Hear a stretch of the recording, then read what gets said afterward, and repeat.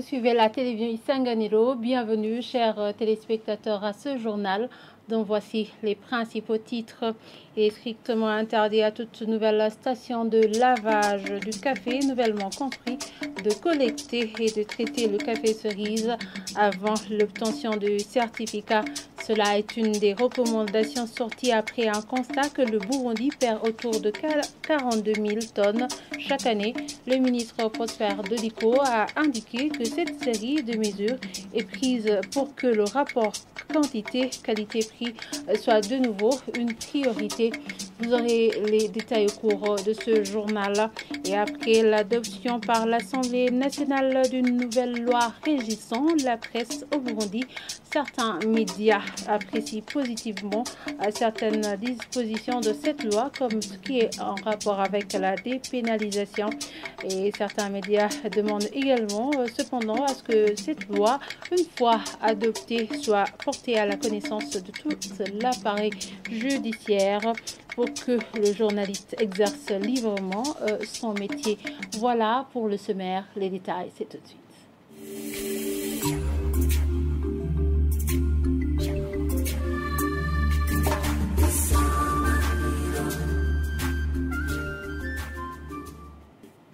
Encore une fois, bienvenue, chers téléspectateurs. Il est strictement interdit à toute nouvelle station de dépulpage, lavage du café nouvellement construit, de collecter et de traiter du café cerise avant l'obtention du certificat de conformité et d'installation, plutôt de conformité des installations.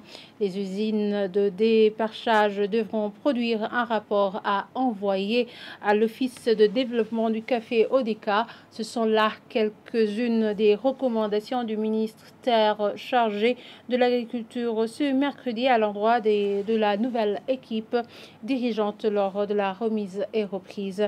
Le ministre Prosper Dodico a indiqué que cette série de mesures est prise pour que le rapport quantité-qualité-prix soit de nouveau une priorité. Suivez-le.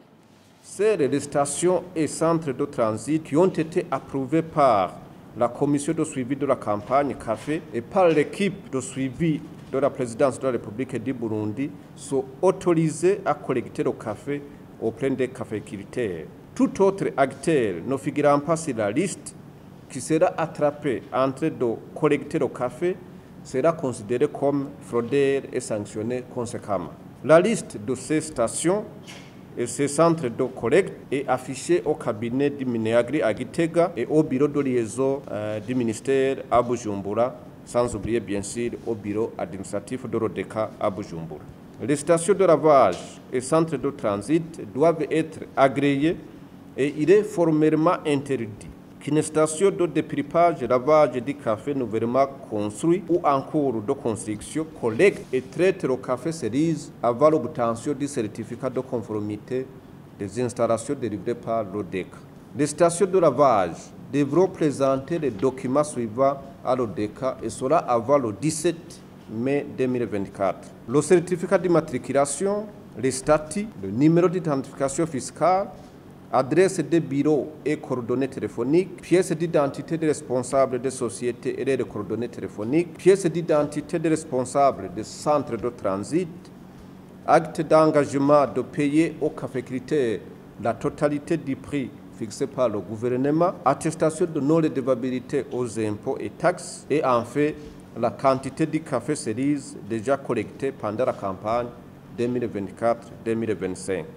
L'ODCA doit confirmer par écrit chaque propriétaire d'usine de déparchage et conditionnement chaque fois qu'il y a confirmation de vente par paiement effectif pour marquage sur l'euro. Les propriétaires des centres de transit supporteront les frais de transit de leur café aux stations de lavage. Tout écart de poids et de rendement de la cerise apporté et à la charge des pulpeurs et toute tricherie sera considérée et sanctionnée comme une fraude. Les autorités administratives locales doivent veiller à ce que le café cerise ne franchisse pas la circonscription communale lorsque le périmètre de provenance est pourvu de stations de lavage. L'ODCA et les autres responsables des usines de déparchage sont invités à fournir en déjà une semaine l'état de stock de café vers des campagnes antérieures en précisant les stocks invendus et c'est déjà vendu avec mention de l'acheteur ainsi que la destination.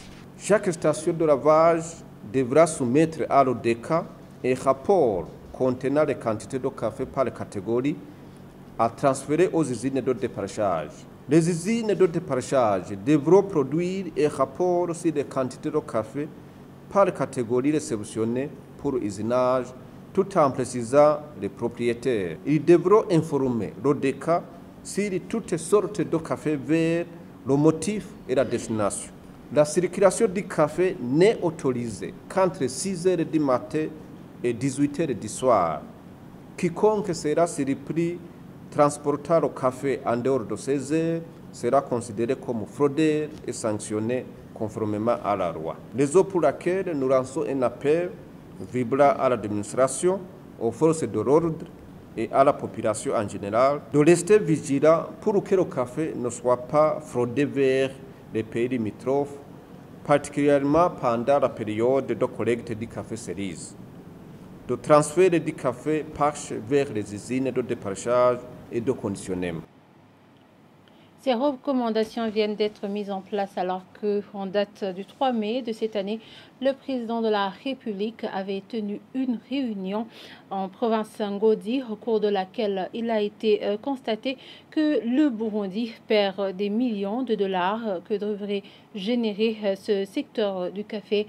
En 2014, le Burundi a été premier par rapport à la qualité de son café et la production annuelle est aujourd'hui de 8000 tonnes, alors qu'elle était de 50 000 tonnes il y a quelques années, a précisé le ministre Prosper Dodico. Et continuons ce journal par la page économie. L'insuffisance d'énergie freine la croissance de la production pour l'exportation du Burundi, d'où le manque de rentrée en devises au pays. Ce défi a été relevé par ceux qui ont représenté les industries exportatrices lors de la journée de réflexion organisée ce mardi sur les défis des exportations des produits burundais. Olivier Sougourou, président de la Chambre fédérale du commerce et de l'industrie du Burundi, rassure que ces doléances sont connues des autorités habilitées. Un reportage de Omer Ndouayo. Lors de ces assises, ceux qui ont représenté les entreprises qui ont une capacité d'exporter leurs produits, en l'occurrence Catherine Bouchoumi de la Braroudi, s'indignent du manque de devises pour s'approvisionner en matières premières nécessaires. Ici, les participants ont plaidé pour la mise en place d'un fonds d'appui à l'exportation. D'un autre côté, les entreprises consommatrices de beaucoup d'énergie, comme Fabrimetal, se lamentent de l'insuffisance du courant électrique. Olivier Sougourou, président de la Chambre fédérale de commerce et d'industrie du Burundi, tranquillise. La coupure de courant, le manque d'énergie en quantité et en qualité, c'est une réalité dans notre pays. Mais on est en train de discuter avec le ministère de l'Énergie et des Mines, ainsi que la direction générale de la Régie des Eaux, pour qu'on puisse regarder ensemble ce qu'ils ont promis, qu'il y aura une amélioration. Et ils nous ont donné le programme avec le mois de mai. Alors aujourd'hui, c'est sûr que cette question est revenue sur la table de discussion. Et nous allons encore une fois faire une séance de travail ensemble avec cette institution et voir ensemble qu'est-ce qui peut être fait, comment est-ce que nous pouvons relever ce défi en rapport avec l'énergie, puisque comme vous le savez, le poumon pour l'industrialisation, c'est l'énergie. Sans énergie, on ne peut pas produire, et sans la production, on ne peut pas exporter pour gagner des devises. Donc on est toujours en discussion avec eux, mais la promesse qui a été tenue, nous allons regarder ensemble pour faire une évaluation pour voir qu'avec le mois de mai, la situation va changer. Les importateurs provenant de la République démocratique du Congo dénoncent les difficultés lors d'échanges de devises en monnaie burundaise. Vous avez largué les petits messieurs, bon, moi je les appelle les petits messieurs parce qu'on voit leur taille, mais quand vous allez avec les devises, ils vous surprennent. Les gens qui font l'imicash et éco-cash. Imaginez chez nous au Congo, nous changeons à 5700, 5600. Hier, en venant, nous avons changé à 5400. Maintenant, imaginez, à un petit monsieur comme ce que nous voyons ici en ville, vous allez avec 4 000 $, il vous donne le franc. Où est-ce qu'il trouve ces francs? Mais quand nous arrivons au Burundi pour exercer nos activités, vous nous demandez les bordereaux d'échange en banque avec un taux au rabais à la moitié de ce que nous échangeons au petit monsieur, je ne sais pas, au marché noir. Ça, c'est ce que vous devez le voir pour nous faciliter. Comme réponse, la Banque centrale a levé toutes les restrictions qui se trouvaient sur le marché, répond Georges Nhangorane, directeur des études économiques, la statistique et la coopération à la BRB. La Banque centrale, la BRB, a engagé des réformes. Ce sont des réformes, bien sûr, de la politique de change, en même temps s'accompagner avec les mesures de politique monétaire. C'est cohérent. L'objectif de ces réformes, c'est de stimuler l'entrée des devises dans le pays, promouvoir la compétitivité des entreprises burundaises et assurer la stabilité macroéconomique. Jusque-là, il y a des mesures qui ont été prises depuis octobre 2022, mais la plus récente au niveau du marché de change, le 28 décembre 2023, la BRB a édicté une nouvelle réglementation de change, dont la grande finalité est de relever toutes les restrictions qui se trouvaient sur le marché. Cette journée d'échange sur les défis de l'exportation des produits burundais, financée par Trademark Burundi, a vu la participation des entreprises exportatrices du Burundi et celle de la RDC qui s'approvisionnent au Burundi. Le projet de loi régissant la presse au Burundi tel que approuvé récemment par l'Assemblée nationale du Burundi semble apporter un léger mur en matière de sanctions infligées aux journalistes ayant commis des délits de presse. Selon Jean-Claude Kavumbagu, directeur de l'agence de presse en ligne NetPresse, certains délits de presse seront sanctionnés par des amendes au lieu de l'emprisonnement. Mais il déplore que ce même projet de loi précise que d'autres délits seront sanctionnés conformément au code pénal. Pour lui, cela montre que le journaliste est toujours dans le viseur du code, plutôt de la loi pénale. Suivez-le. De prime abord, on voit qu'il y a une avancée. Parce que les journalistes ont commencé à demander une dépénalisation des délits de presse déjà en 1997. Et voilà, 27 ans plus tard, il y a quand même donc cette dépénalisation des délits de presse qui est inscrite donc dans un texte régissant la loi sur la presse. C'est à ce niveau une avancée, donc s'il faut vraiment le dire ainsi. Mais juste en dessous, il y a donc une disposition qui fait que les autres délits commis par voie de presse sont sanctionnés conformément au code pénal et à d'autres lois particulières. Bon, c'est-à-dire le journaliste est une personne dans le cadre de notre pays qui est poursuivie par deux lois en même temps, c'est-à-dire la loi sur la presse et la loi du code de procédure pénale. Donc le journaliste, pour le moment, on dirait que dans les textes, il y a l'avancée, mais dans la pratique, il est toujours poursuivi par des délits, aussi bien par l'amende que par la prison. Il y a des dispositions donc, de la loi qui ont une connotation politique. C'est notamment l'atteinte à la sûreté, à l'intégrité nationale du territoire. Donc c'est le cas des journalistes d'ailleurs qui sont emprisonnés, ils sont au nombre de 3. Bon, disons que nous avons la chance d'avoir un chef de l'État qui a déjà indiqué qu'il n'est jamais sans les médias, donc qui connaît pratiquement l'importance de la presse. J'aurais aimé que quand même il y ait donc une certaine harmonisation de la loi sur la presse et du code de procédure pénale en matière de sanctions des journalistes. Parce que s'il n'y a pas harmonisation, le journaliste restera coincé. Le directeur de la radio-télévision Rema FM, Claude Nkurunziza, de son côté, demande à cet effet qu'après la promulgation de cette loi, elle soit portée à la connaissance de tout l'appareil judiciaire pour que le journaliste exerce librement son métier. Je vous propose de le suivre. Je sais que c'est une révision d'une loi. Pour moi, en ce qui concerne la dépénalisation des délits de presse, je crois que c'est une très bonne chose. On va quand même de l'avant. Je salue d'ailleurs l'esprit qui a guidé le gouvernement ou le législateur, qui voudrait que certains délits de presse comme la diffamation, même l'injure, soient réparés par des amendes en monnaie au lieu que des gens aillent en prison pour des choses qui ne devraient pas d'ailleurs faire partie de délits en quelque sorte dans une société démocratique. Peut-être qu'il y a les gens qui ne savent pas. Vous voyez, il y a des trucs comme des presses à scandale, des fois où des gens peuvent se croire qu'ils ont été lésés, diffamés, alors que ce n'est pas vrai. Je sais que la diffamation, par exemple, peut se faire par une phrase interrogative, déclarative, tout ce que vous voulez. Il y a trop de formes de diffamation, même d'injure.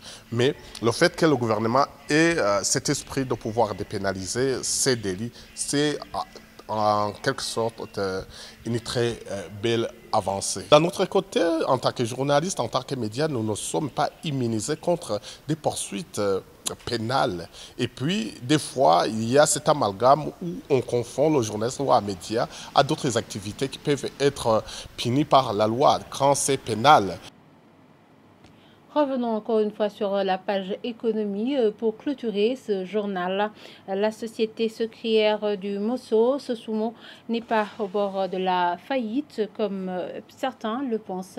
C'est du moins ce que déclare le directeur, plutôt l'administrateur directeur général de cette société au cours d'une conférence de presse ce mardi tenue dans les enceintes de cette société. Le général-major Aloïse Ndeikengurukiye n'a pas nié qu'une partie des plantations de canne à sucre a été victime des aléas climatiques que le pays a connus au mois de décembre de l'année dernière. Il tranquillise néanmoins que la situation s'est normalisée après les préparatifs de la prochaine campagne qui vont au bon train. La radio-télévision Sanganilo a dépêché à Girofi Évariste Ndikobanyanga. Voici son reportage. Il y a eu des inondations partout dans le pays. Même ici, dans la Sosumo, nous avons subi des effets pervers de ce changement climatique. Nous sommes dans les plantations de canne à sucre de la société sucrière du Mosso, dont les activités de campagne de la saison 2023 ont été perturbées par les inondations causées par les rivières Muyovozi, Mutsindozi et Maragarazi suite au changement climatique, explique le directeur agronomique de cette société. Malgré cela, la situation est devenue normale et Sosumo est prête à lancer la campagne 2024 car les cannes à sucre sont matures, selon Jean-Claude Noiry. Maintenant, la production est bonne. Nous avons une superficie de 3337 hectares de plantations de canne à sucre qui sont matures et nous envisageons de récolter plus de 270 000 tonnes de canne qui seront acheminées à l'usine pour la transformation. Nous sommes prêts parce que, comme je vous l'avais déjà dit, les plantations sont prêtes, les cannes sont matures. Nous avons les pistes qui sont en train d'être réhabilitées pour permettre aux tracteurs qui vont transporter la canne de bien passer. Nous avons les engins qui sont déjà disponibles, qui sont réparés et d'autres en cours de réparation. Nous avons aussi les activités d'analyse de maturation des parcelles pour déterminer les parcelles de début de campagne. Donc nous sommes prêts pour récolter la canne à usiner pour la campagne prochaine. Un autre constat est que de l'autre côté de l'usine, la machine est en marche. Des engins de production, de transport de la canne à sucre sont prêts et d'autres sont en cours de réparation. Les techniciens indiens sont aussi sur place pour la réparation de l'usine et la situation est rassurante selon Juvenal Nzangomba, chef de service entretien et réparation. Ici, au niveau du département technique, les préparatifs sont beaux fixes. Nous sommes quasiment à 85% de préparatifs, et 15% qui restent sont liés au niveau des approvisionnements qui ne sont pas encore arrivés. Alors nous attendons impatiemment l'arrivée de ces produits. Sinon, nous sommes prêts pour commencer la campagne au mois de juin. Ceux qui disent que la société Sosumo est au bord de la faillite, comme certaines sociétés étatiques, n'ont pas d'informations fiables, explique le directeur général de cette usine. Je voudrais par contre tranquilliser la population burundaise et tous ceux qui nous écoutent que l'entreprise n'est pas au bord de la faillite. Il est vrai, on a eu des problèmes pendant cette campagne qui ont fait à ce qu'on arrête la campagne à temps. La cause principale, vous la connaissez, c'était les pluies diluviennes qui ont fait que le mouvement des machines, des tracteurs ne soit pas possible. Mais cela ne signifie pas que l'entreprise est tombée en faillite. Mensuellement, les travailleurs touchent leur salaire, il n'y a pas de problème.